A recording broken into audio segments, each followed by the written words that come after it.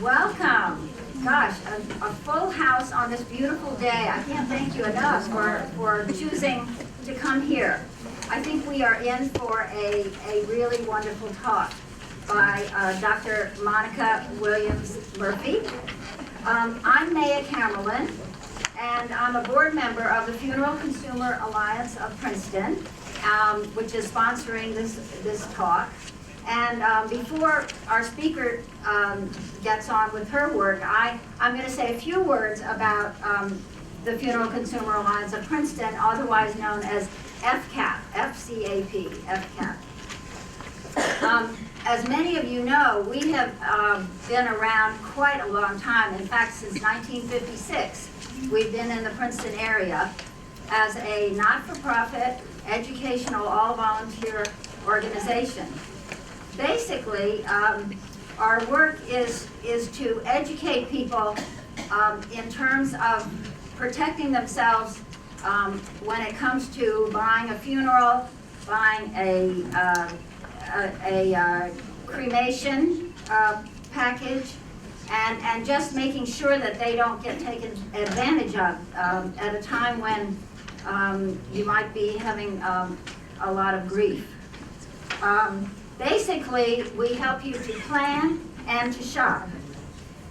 Yes, we really do promote shopping for a funeral. Just like you would shop for a new kitchen or a new car, we really recommend that you shop for a funeral well ahead of time, and that you learn your options and the responsibilities that you have when it comes to buying a funeral. You wouldn't go into a car dealer and ask the salesman, what do I want as for a car? You go in and say, I want a 4-door blue hybrid. And then the salesman will show you what he has. Well, it would be the same in a funeral home. You want to go in prepared so you can tell the people what you want.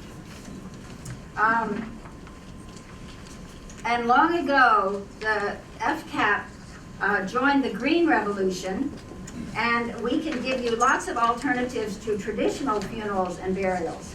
We can tell you about funeral midwives, cardboard coffins, and having your ashes shot into space, if that's what you want. Or put in a coral reef in the deep ocean. It's all possible these days. So how do we get the word out? Well, the Funeral Consumer Alliance of Princeton has public programs like this. It has a speakers bureau, and any group can get a speaker to come about and talk about many items, and it's totally for free. We answer questions by email and by snail mail and by telephone. We have a website that is chock full of good information, plus forms you can download, and brochures and links to all kinds of interesting things. So that's very useful. We also have a lot of printed matter, and especially one of our most valuable items is the survey of area funeral homes. This survey, we look at 60 different funeral homes in the area, and we list the costs and services for every funeral home.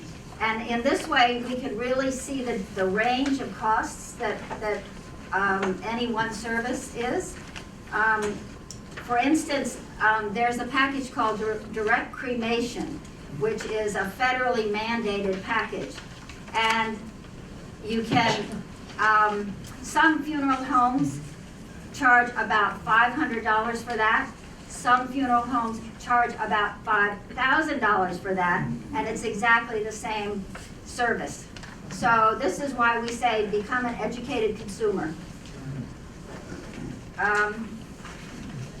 What we're really working on now is to get the funeral homes to post their costs online, as most other businesses do. Right now, there are very, very few funeral homes that actually have their price lists online. So we're trying to promote that. In fact, California made a law that they had to do it, and I hope we don't have to go that way.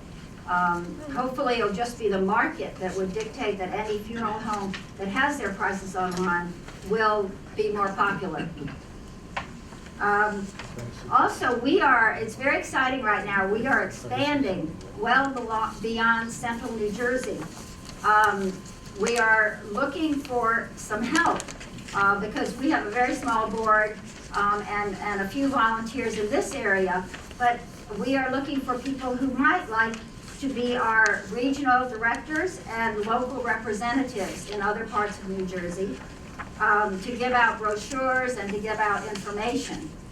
So if you're at an over 55 community, maybe a little bit away from here, we would love to hear from you, and if you could join us, that would be, it's really good work and important work. All right, so speaking about our speaker, let me introduce her.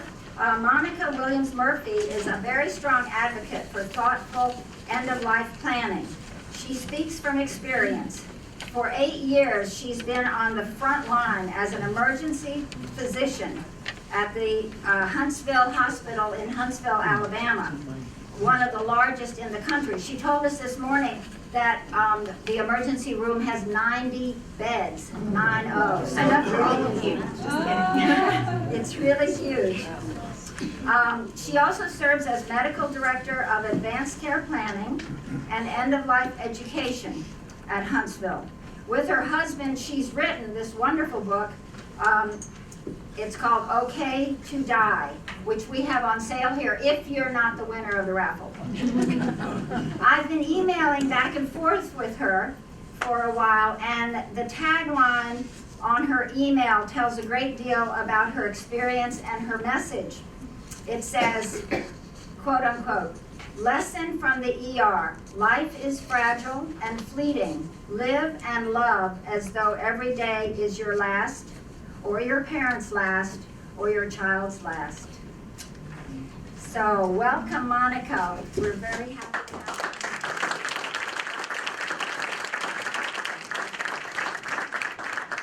Thank you, everyone. Can you hear me in the back? Okay. Okay, and just to be clear, I do want my ashes shot directly into space. So, yes, you can hear the southern accent. I hope it will not impair your ability to understand me. I tell people when I'm outside my region, I attempt to keep it restrained, but unfortunately, this is as good as it gets. Okay? When I'm imitating my grandmother, it actually gets worse. So I'd like to start by sharing 2 philosophical thoughts with you, which are not my own, but to which I ascribe. And this is really the core of my message today. The first are the words of Shakespeare. Shakespeare said, "Be still prepared for death, and death or life shall thereby be the sweeter." Today, I'm going to invite you to live differently from this day forward. I'm going to invite you to live the rest of your life with the end in mind, beginning in this moment. And I will tell you from personal experience, by embracing your mortality and accepting the fact that you are a finite creature. Today I'm inviting you to begin this day with the end in mind. And I'll tell you that by embracing your mortality and facing it, okay, truly facing it, it transforms your experience of daily living. I actually tell people, if we all live like we're hospice patients, imagining that we only have 6 months to live, you get very clear on your priorities. Very clear. There's a gift in that. And we're going to talk about that today. The second thought comes directly from one of my readers who shared this following quote. He told a story. He said, "Dr. Murphy, my mother recently passed away, and her and my stepfather's attention to the most minute details, emotionally, legally, medically, across the board, undoubtedly made her dying experience a graceful and uplifting experience. Please raise your hand if you know someone or knew someone whose dying was a graceful and even uplifting experience." Raise your hand. Please look around the room. This is a repeatable experience. It takes planning, planning, planning. Okay. Mr. T, his role, his now mission is to provide the same kind of experience for his children. My role and goal is to provide this experience for my children. It's for you to provide the same experience to your families. So this is our topic for today, and I'd like to give you a bit of a background, first of all. I am an emergency doctor. Why would an ER doctor be here talking about a hospice-esque topic? And certainly you don't want to imagine that you roll into the doors of the ER and someone leans over and says, well, you know it's okay to die. That would be a bit frightening and disconcerting. So this is my story.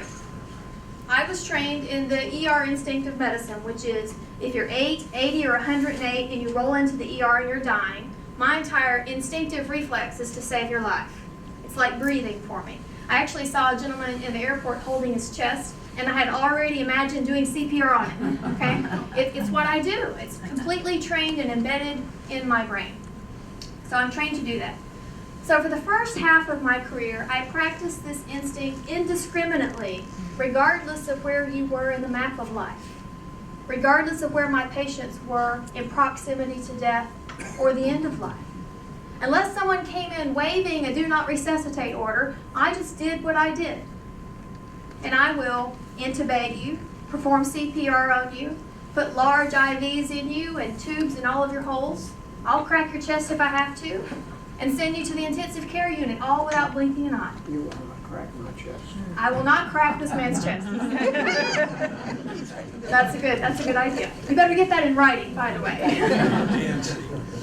So, that's my instinct. And I did this on all people. 5 years ago, in the middle of the night, one night during the summer at 4 a.m., the paramedics called me and said the following: Dr. Murphy, we have a 90-year-old lady from the nursing home who's in shock, and we're bringing her in. She's very sick. So I said, okay, put her in shock and trauma room 1, and I'll meet you there. So I met the paramedics as they came through the door, and here was this very frail 90-year-old lady. She weighed about 70 pounds, and she was completely contractured, and her limbs were frozen in the fetal position. She had not moved or spoken of her own accord in 2 years. She had a feeding tube taped to her abdomen, keeping her alive. And she was covered in bed sores. The sound in the room is a sound that I made audibly for the first time in my career. I groaned for her. I was uncomfortable for her. I was sad for her, just seeing her roll in this condition. I felt such compassion and pain. So, as her doctor, I quickly had to look through all of her papers to see what her advance directive would be so that I would know the next step for me to take. Of course, there it was on the 50th page of all those documents, and it said full code, which is doctor terms for do everything to keep her alive no matter what. Yeah. I did the same thing. I groaned aloud, and I was noticing myself, wow, you're pretty uncomfortable. It's the first time I'd noticed that type of response before. So as I turned to go evaluate this little lady, my nurse was already starting an IV, and my nurse said, Dr. Murphy, she's lost her pulse.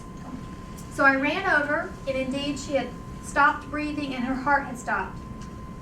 Obeying her advance directive, I said, she's full code. I need to start CPR, call in the team. I was standing over her chest, and I put both of my hands on her little tiny chest, and I bent over with just a little bit of my weight. And there were about 20 crackles and pops that reverberated across the room.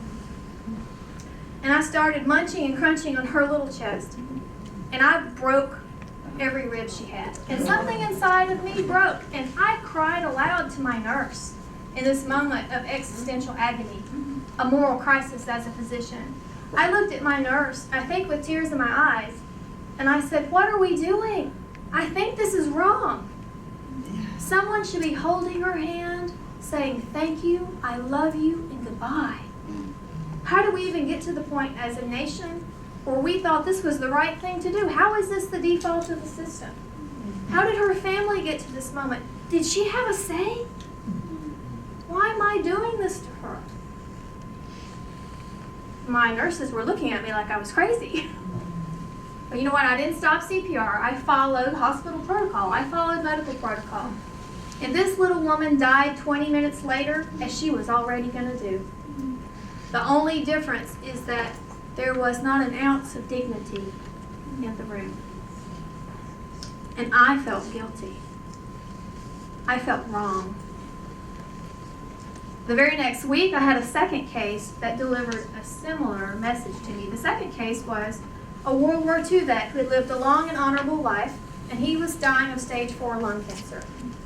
And he was brought in by ambulance also, and he had double pneumonia and was almost in a coma, so he could not tell me his wishes. I knew he was dying. I could tell by looking at him. He weighed about 90 pounds, and his face was thin, and you could tell that he was at the end of his disease. So I had to turn to his wife, his surrogate decision maker. And so I asked her, in Southern terms, "Ma'am, have you and your husband ever talked about what he would want in a critical or end-of-life situation?" And she looked at me a bit puzzled and said, "No." And I said, "Does he have a living will?" No, we've never talked about that." "Ma'am, do you know what stage 4 cancer means?" She said, "We're getting chemotherapy." Let me tell you what, if you've not had a discussion upstream in healthcare before this moment comes, all of that medical force and direction is not going to stop in a few moments in the ER. I knew that, but I also knew that it was my job and my role as this man's physician to give him the best and most peaceful dying experience because I knew he was dying. So I tried. I sat the wife down and held her hand. And I said, "I am so sorry that you have to hear this from a stranger because you don't know me. But your husband is dying. And he's dying no matter what we do. The question at hand is, what shall we do?" And the options really are this. I could admit you to a regular hospital bed and call in the palliative care team, and we could focus on comfort. And this can be peaceful for you, and it can be peaceful for him. And that's what I would do if it was my husband. The second alternative is, if your husband would have wanted, because it's about them, it's not about us. If your husband would have wanted us to put a breathing tube in him and put him in the ICU, that's another option. But in her moment of agony, because she had never talked about this before, you know what the answer was? "Dr. Murphy, do everything you can. I'm not ready." So I did. I put a breathing tube in. I put a long line under his IV, a collarbone, put a long IV under his collarbone, and I put him in the ICU, where he died alone in the middle of the night. And I felt guilty.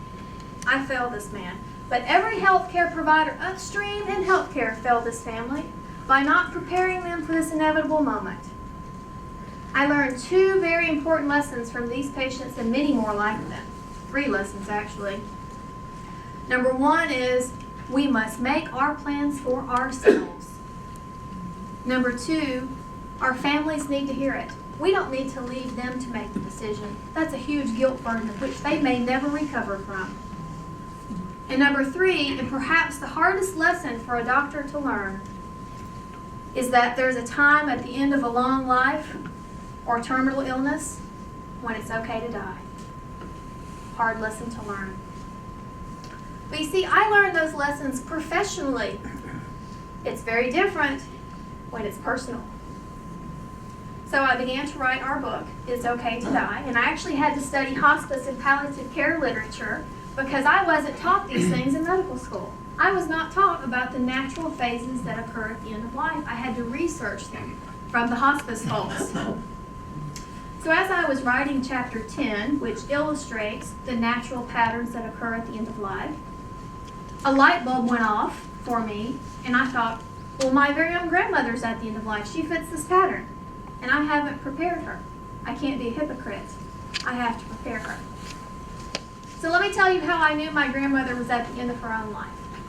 She was an 86-year-old independent living female, lived in her own home. Things had begun to change recently, though. She had stopped eating. She had started falling. She lost 20 pounds in 3 months. We'd gone to the hospital 3 times. She started giving things away.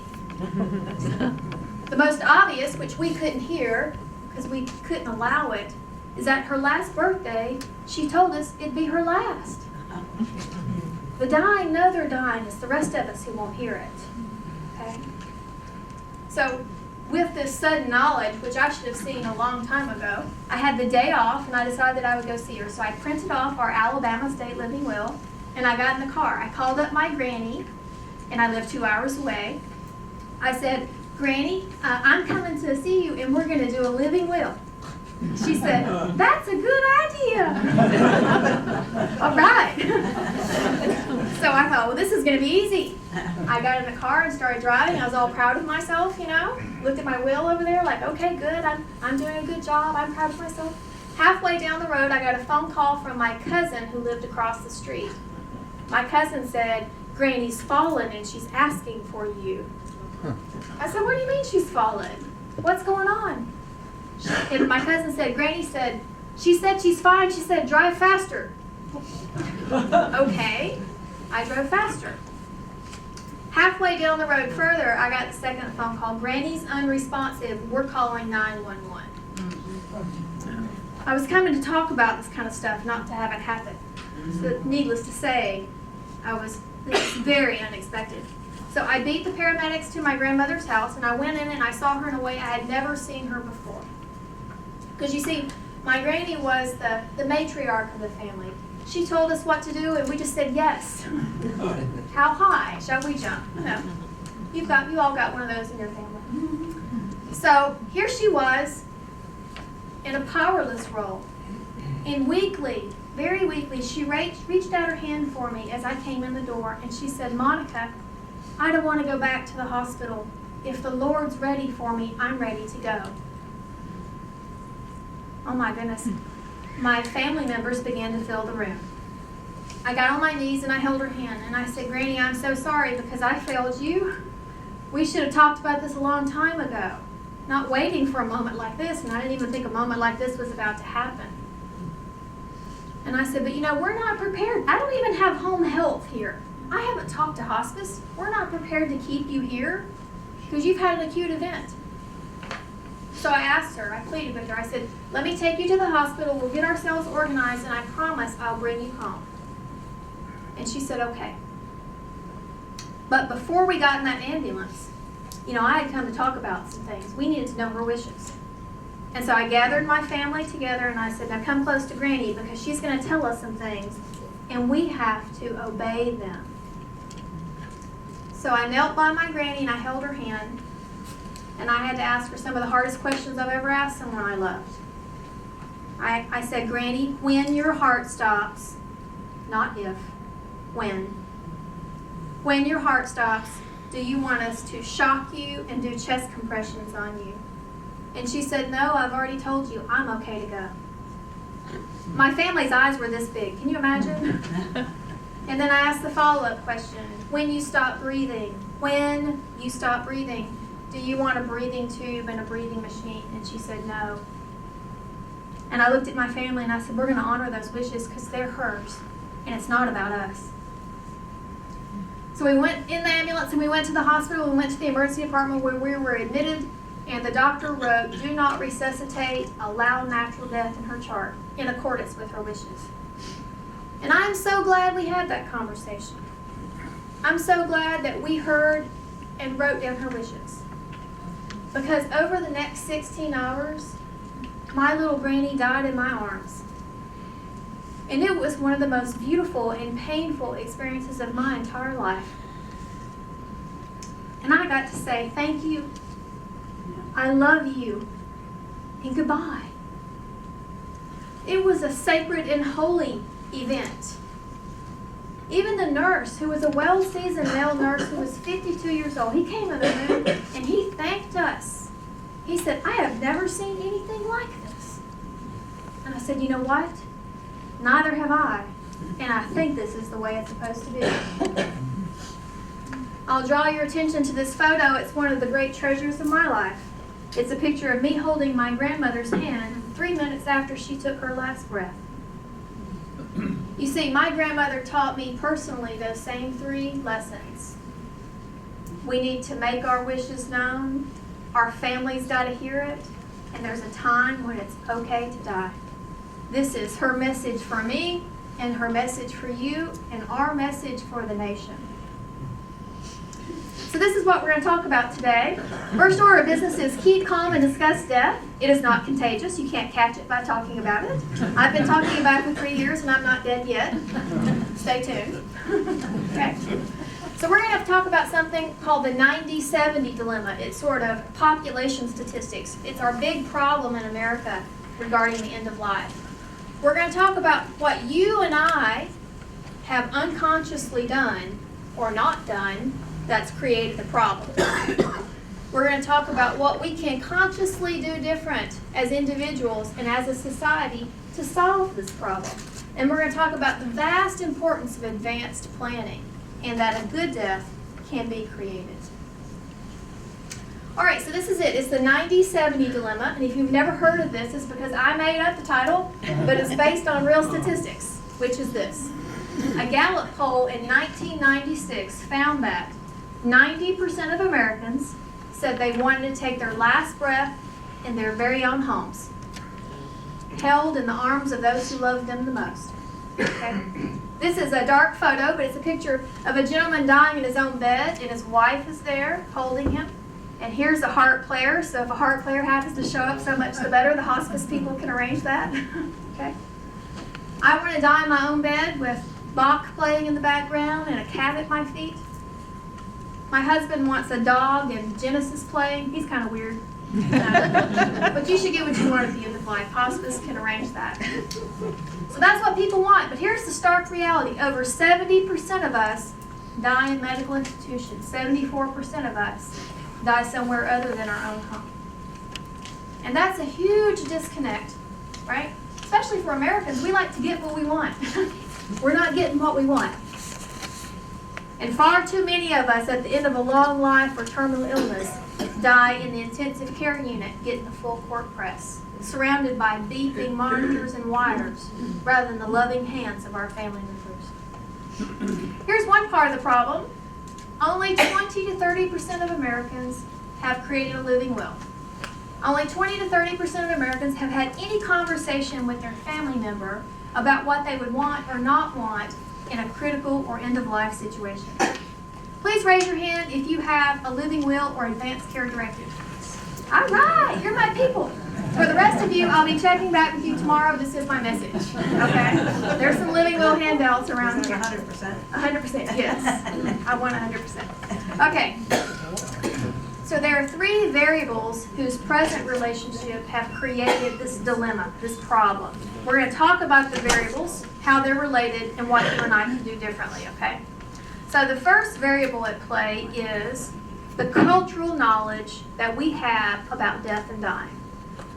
And I will tell you that modern Americans in 2015 know very little about death, dying, and the end of life compared to our ancestors, okay? This is a photo from the 1800s. It's a picture of a man who has died, and his death and burial were managed by the community and the family. This was a common portrait in the 1800s. As a matter of fact, the only photo you might have of someone you loved may have occurred around death. Sometimes mothers would rush their babies with fevers to the photographer to get the last and only picture. Raise your hand if you've taken a picture with a deceased person. Hey, more than usual. My husband had to ask permission to take a picture of his mother in her casket. He said, now that's a little morbid, don't you think? And I was like, who are you married to? I'm fine with that. So, common in times past, considered taboo and odd in today's society. That's a sign. They were comfortable with it. They knew what it looked like. They managed it. And death is foreign to us in 2015.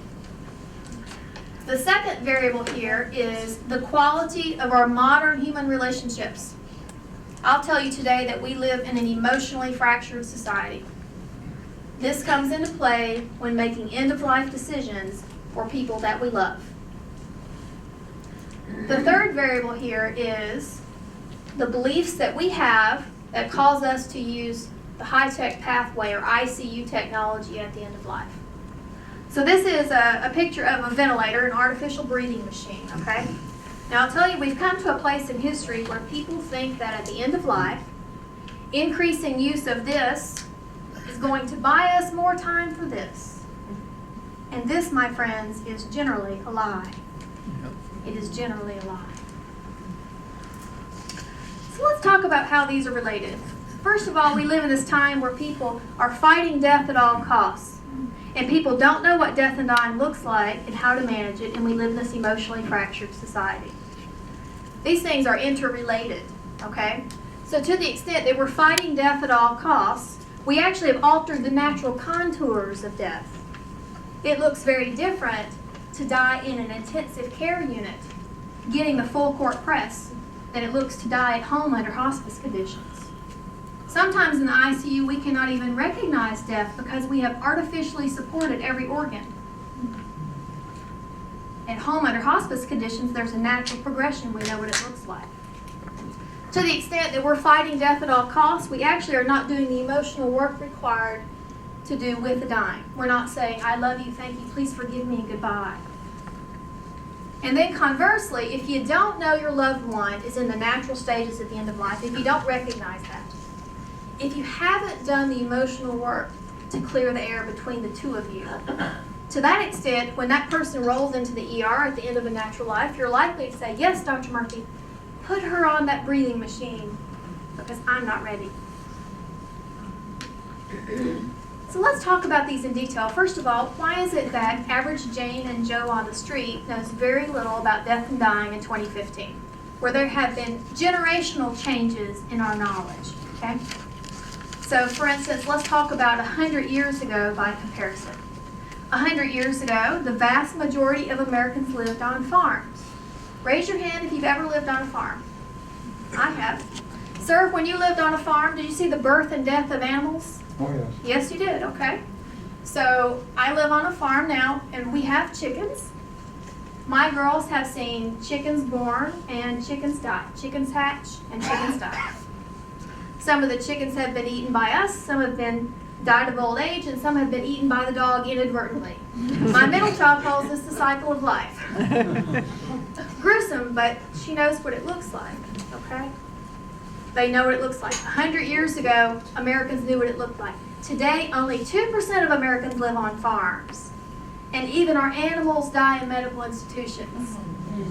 You take your animals to the vet so the children don't have to see it. If you live in a large city and you're middle-aged, it's possible you may have never seen something die in your entire life in 2015. How would you know your mother's dying if you've never seen anything else die? People don't know what it looks like. 100 years ago, we lived together in extended family settings. If you lived 100 years ago, your mother may have taken care of her own mother, dying of ovarian cancer in your bed. We cared for our relatives from birth to death. Childhood mortality rates were higher. If you lived 100 years ago, you may have buried a little brother in the 1918 flu epidemic. No less trying to the human soul than it is today. All I'm saying is people knew what it looked like, they managed it themselves, and they recognized the pattern. The pattern matters. The other reason that no one knows much about death and dying in 2015 is that it's socially taboo to talk about. Unless you're a healthcare provider and your family still doesn't want to hear it, people don't talk about death and dying over the dinner table. It's not polite conversation. I'm sure you told some people where you were going to come today and they were like, why are you going there? Right? Taboo. Right? Taboo. So here's an example. The day that I was going to see my grandmother, the day Granny died, I called my dad and said, hey Dad, I'm going to go see Granny and we're going to do a living will. And here's what he said. He said, now don't you go down there and tell her she's dying or anything. I said, I don't have to because, she's already told us. But rhetorically I asked the following question. Why is it that we can't talk about one of the most fundamental facts of life? That it ends. Why can't we talk about that? It's too upsetting. Here's whose fault it is, okay? Are there any doctors in the room? It's our fault. We hold a priestly role in society. There's nothing that happens or does not happen in medicine unless we write an order or say it. If we are not preparing our patients for the end of life, if we're not passing out advanced directives. Our patients think, A, it doesn't matter, and B, it doesn't apply to me. Well, we know that's a lie. It is moral medical malpractice when your doctor does not tell you where you are in the map of life. It's hard to say. Most of us were poorly trained in having this conversation, but we've got to do better. Let me show you how poorly trained we are. Out of 7 years of medical training to become an emergency physician, my end-of-life conversation can be summed up in one word. Use the word dead. If your patient's dead, use the word dead. Where does that leave me? Every day I have to tell someone in the emergency department, your mother will probably not walk again. She will probably not rehabilitate. This is an end-of-life pattern. How can we come to peace? No one helped me with that. So physicians, it's our job to start the conversation, but we needed help.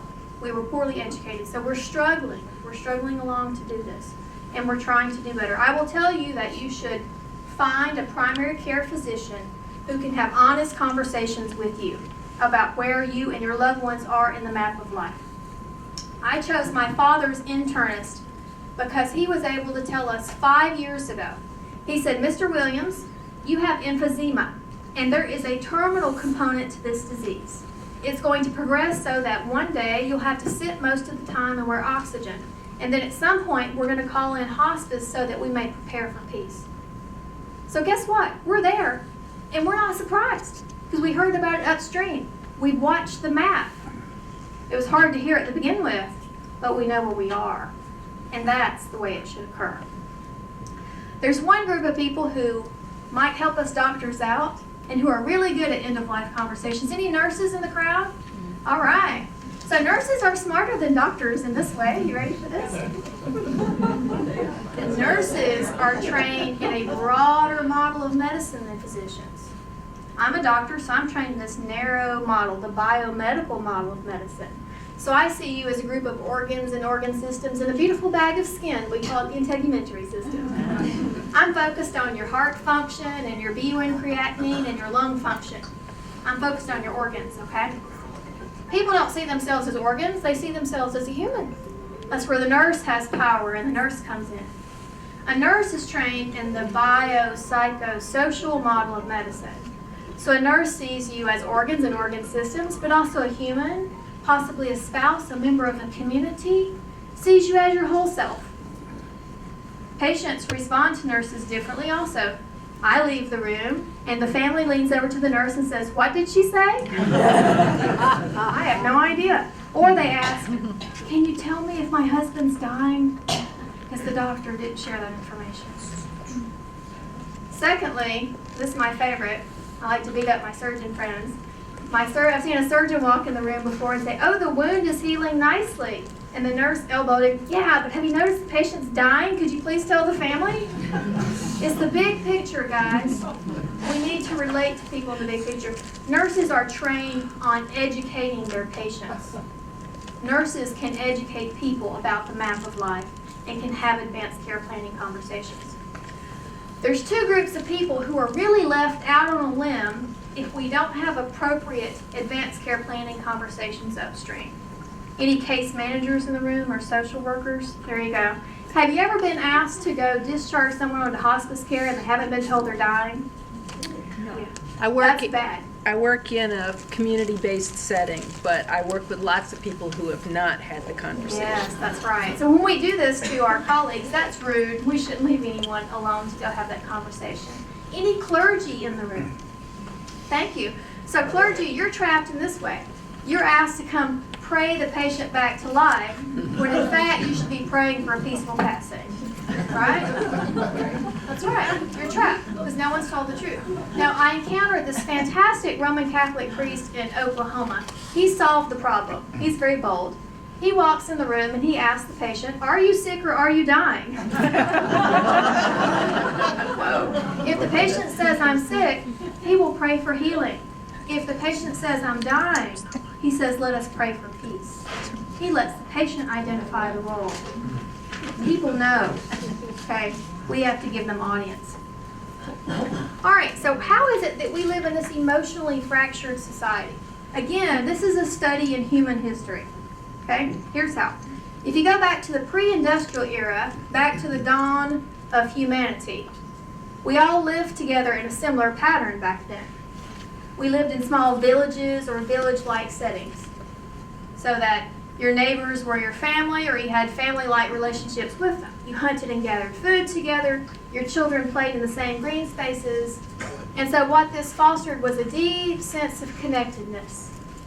We were known deeply by others, and we knew others deeply. This is hardwired in us, my friends. But something began to happen. In the industrial era, families began to fracture. Older brother, this is the Western world, older brother or fathers had to move to the cities for work. Fast forward to 2015. The vast majority of us move away from where we're born, we commute away from where we live, and we're just as likely to have our face turned toward a computer screen as toward another human being. Sometimes more likely. Raise your hand if you know a whole lot about 4 of your neighbors. 4 of your neighbors. It's more than most, okay? Honestly, there's usually only about 5 hands in the room. You guys live in a tight-knit community. Congratulations, okay? But that's my point. We live in this emotionally fractured society. This comes into play when making end-of-life decisions. We live in this time where people are fighting death at all costs. Death is now considered a medical event rather than a natural event, which can occur in natural places, including the home, or if you're a Native American, nature itself. Okay? So just for comparison, let's go back 100 years and talk about how death was managed then. So, as an example, let's say you're walking along the street out here, and it's 100 years ago, and you see your brother Wilbur. He's 89 years old, and he appears to be dead. It's 100 years ago. What do? What are you going to do? There's Brother Wilbur. He's dead. Take him home, right? What do you do after you get him home? Lay him out in the parlor. Lay him out, clean him, wash him, right? What would you do? Put him on a bed or maybe the kitchen table? If you had bay windows, you would put him there. That's what bay windows were for, visiting the dead. Did you know? Don't go take your bay windows out. Okay? That's what they were for. The family community would visit the dead. Now in the South, there's a tradition of sitting up with the dead. It was an honor to sit up. You would take turns. Anyone heard of that? Part of your community? Yeah? Okay. So maybe Brother Wilbur, you would begin to celebrate his life. There would be a wake. People would cook food and bring it over. You would talk about Wilbur. He could catch a big fish, or at least tell you he could, right? He was a great liar. So it was managed by the family and the community, the whole process. Someone would build a coffin and you would bury him together. Death was not reversible. There was no expectation that it was. And if a healthcare provider showed up, they showed up to pay their respects. There was nothing we could do.